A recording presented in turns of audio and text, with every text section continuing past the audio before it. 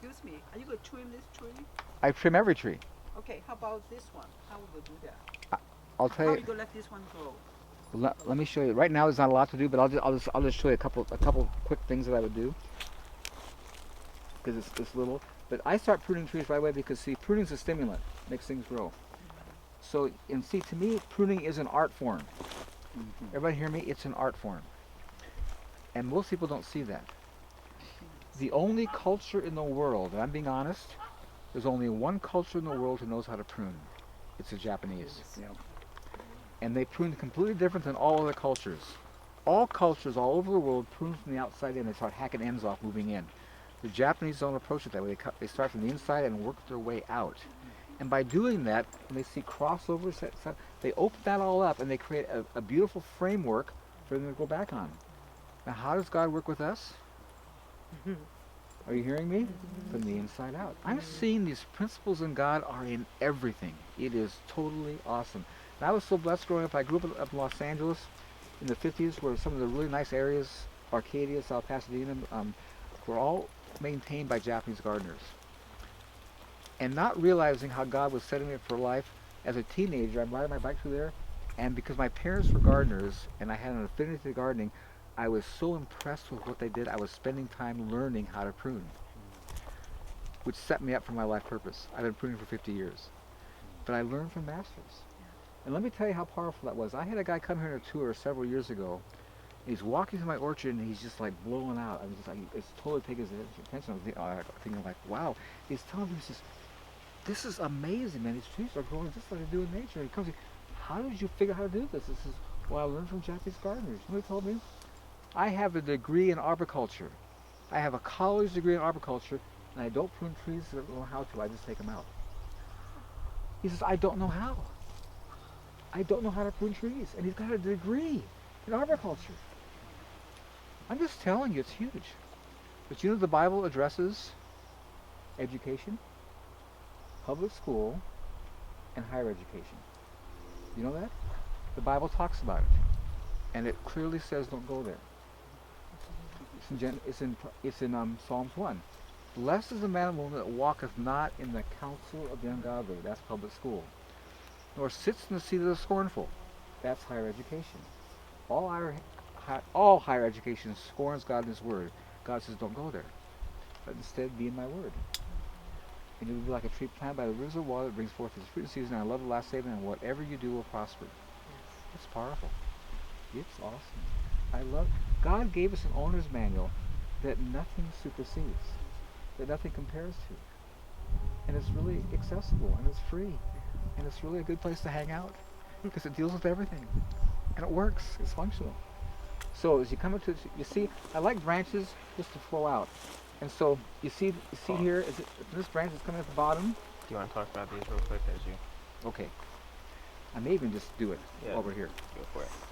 That saw there, pruning tools are really important, and most of the stuff you buy in the store don't work. This is a Felco made in Switzerland. They're really awesome. Let me tell you something why this is so awesome. And my ones I have no handles, gotta warm off.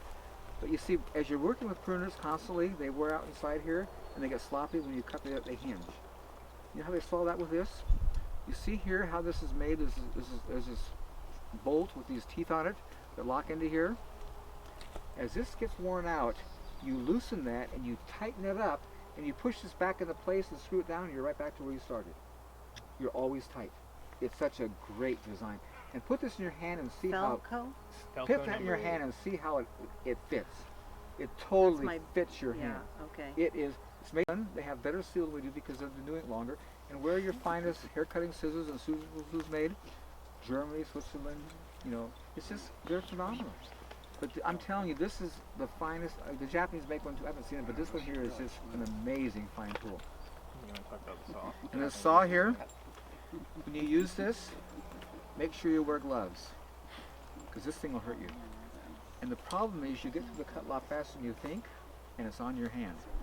And I'm telling you, man, this goes through, it will hurt you big time, because it's so sharp. Now when you get this, if it ever gets dull, don't try to have some American try to sharpen it, because they can't figure this thing out. There's so many angles here. It's just look at all the edges in there. Look at that. It's incredible. But when this thing cuts, you're through a cut so fast, and what's amazing when you finish, you have the finish like 800 grit sandpaper. It's so smooth. It's like totally off the charts. Amazing. Samurai? This is Samurai yeah. challenge. It's a challenge pruning saw, and you can't get this at Home Depot or these box stores. I get it at a place in California called Bishop Supply. It's an arborist supply, and they have these good saws. But I'm just when you have this, keep it in a case and keep it. It'll totally last you for life. But they're good tools. Make your job so much nicer. It really is awesome. Do they ship? They ship, yeah. Bishop Supply. So where's those pruners? We pass Somewhere. them around. 'Cause I'm going to show you real quickly how to prune. And when we're done, you're going to see something really cool here. You see, as this branch comes out down below, I have an upright shoot that kind of conflicts with the flow. Are you following me? The flow. It's all art. Let's do this real quick. Yeah. So, when you prune, you go right as close as you can to where it came from, and you cut it off. Now you see how that flows nice? That thing is not conflicting. Now you see over here at the end, I got a lot of clutter going on. Got this big shoot coming up, and all this stuff down below it. Now because I want this tree to come up, I'm going to let the one coming up be the leader and take out all the stuff below it, because I want to get this to come up. You see now how that just is totally open. All that clutter is just totally. See, one cut just totally changed. Now see up here, I got major clutter going on. So here's what I do: I take the center out, which is opposite to how you think, because it's the thickest, hardest, and I open that up like in one cut. We're totally open now. And here, this is too close, so let's get rid of it. And you see how just you see over here, I got some conflicting issues going on because this is wants to flow out, and I got this piece coming straight up. That's an irritant. Yeah. And so this is coming up down below. That goes, and see right here. You see how just with those, and here's what's interesting. As you look at my tree right now, it has no indication I pruned it, because all my cuts are hidden. Where's the biggest piece I cut? A big piece. Okay, that's what I want. Now here's how everybody else prunes. Watch this. This is so pathetic. I'm just being, I'm going to get it. That's how everybody prunes. And that looks funky. That's terrible. That's ugly. And we put up with it. You prune open, make clean cuts, and it looks like you did nothing. Everything fits and looks nice. Did everybody get to feel the pruners? No? Yeah, they're- Felco? Felco, Felco. F-E-L-C-O. Felco number 8 is that one. Number 8. They've got like 12 of them.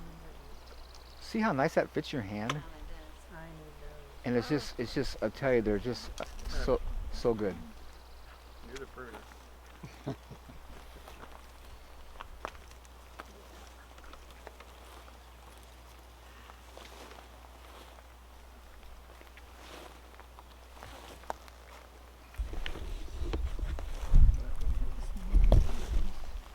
The saw, Samurai Challenge, and then write this with it. GC, What's the age of that tree that you just pruned? GCN This one here, I just got 330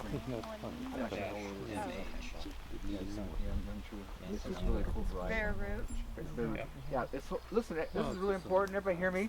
You never want to buy a tree in a container, You're good. ever. Only buy bare root trees. Here's why. In a container, the roots are forced to go around themselves. They can't get out. Because they're trained that way, when you plant it, they'll continue to go around themselves and girdle themselves. They'll choke themselves. I'm serious. So never buy a tree in a container. Always buy the bare root where the roots have always been growing, spreading. An advantage of bare roots, you can see what you're getting. You can look at the roots and it looks like you have good roots, a lot of hairs. It's the hairy roots that feed. The woody ones are there for support. They're not feeders.